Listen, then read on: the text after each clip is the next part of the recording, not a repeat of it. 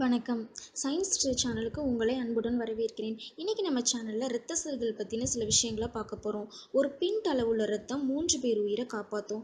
அமெரிக்க சந்தையில் வருடந்தோறும் $4.5 பில்லியன் இரத்த செல்களை விற்கிறாங்க. உலகம் முழுவதும் ஒவ்வொரு 2 செகண்டுக்குமே இரத்தம் தேவைப்படுது. புதிதாக பிறந்த குழந்தையில 1 கப் அளவு இரத்தம் இருக்கும். 1,20,000 எண்ணிக்கை கொண்ட கொசுக்கள் மூலமாக நம் உடம்பில் உள்ள மொத்த இரத்தத்தையும் உறிஞ்சி எடுக்க முடியும். ஹெச்பி பிரிண்டரோட பிளாக் இங்க் பிளட்டை விட ரொம்ப எக்ஸ்பென்சிவ். பெண் கொசுக்கள் மட்டும்தான் இரத்தத்தை உறிஞ்சும். ஆண் கொசுக்கள் இரத்தத்தை உறிஞ்சாது. 1,00,000 மைல்ஸ் அளவுள்ள இரத்த செல்கள் மனித உடம்புல இருக்கும். ஜேம்ஸ் ஹாரிசன் என்பவர் 1000 முறை இரத்த தானம் செய்து 2 மில்லியன் குழந்தைங்களை ரீசஸ் நோயிலிருந்து காப்பாத்திருக்காரு.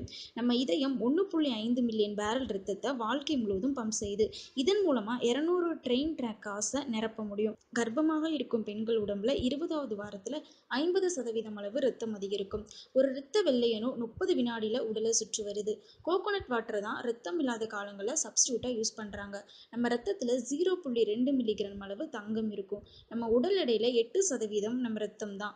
கொசுக்கள் பெரும்பாலும் O positive or O negative பிளட்டை தான் அதிகமாக தேடி போகும். பிரேசில் நாட்டை சேர்ந்த பெரீரா பீப்பிள் கிட்ட பொதுவான இரத்த வகையான O பாசிட்டிவ் இல்லாட்டி O நெகட்டிவ் மட்டும்தான் இருக்கும். 16 முதல் 17ஆம் நூற்றாண்டுகளில் பல மருத்துவர்கள் மருந்து பொருட்கள் தயாரிக்கிறதுக்கு இரத்தம், கொழுப்பு மற்றும் எலும்பு வகைகளை பயன்படுத்தியிருக்காங்க. வருடம் முழுவதும் ஒரு சராசரி அமெரிக்கன் எடுத்துக்கிற மாமிசத்தோட அளவு மூலமா ஒரு சோடா கேன் அளவு நம்ம ரத்தத்தை நிரப்ப முடியும்.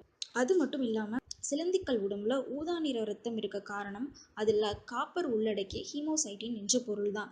இரத்த வெள்ளை அணுக்கள் 1% தான் நம்ம ரத்தத்தில் இருக்கும். செல்ஃப் ஹீமோகுளோபோனீமியா என்ற நிலையில பச்சை நிறத்தில் ரத்தம் உருவாகும். ஏன்னா நேயர்களே, இன்னைக்கு நம்ம சேனலில் ரத்தம் பற்றின சில விஷயங்களை தெரிஞ்சுக்கிட்டீங்கன்னு நினைக்கிறேன். இது மாதிரியான அறிவியல் சம்பந்தமான கேள்விகள் எதுவும் இருந்துச்சுன்னா கீழே கமெண்ட் பாக்ஸில் தெரிவிங்க. மேலும் சயின்ஸ் சம்பந்தமான இன்னும் நிறைய தகவல்களை தெரிஞ்சுக்கணும் அப்படின்னா எங்கள் சேனலை சப்ஸ்கிரைப் பண்ணுங்கள். நன்றி, வணக்கம்.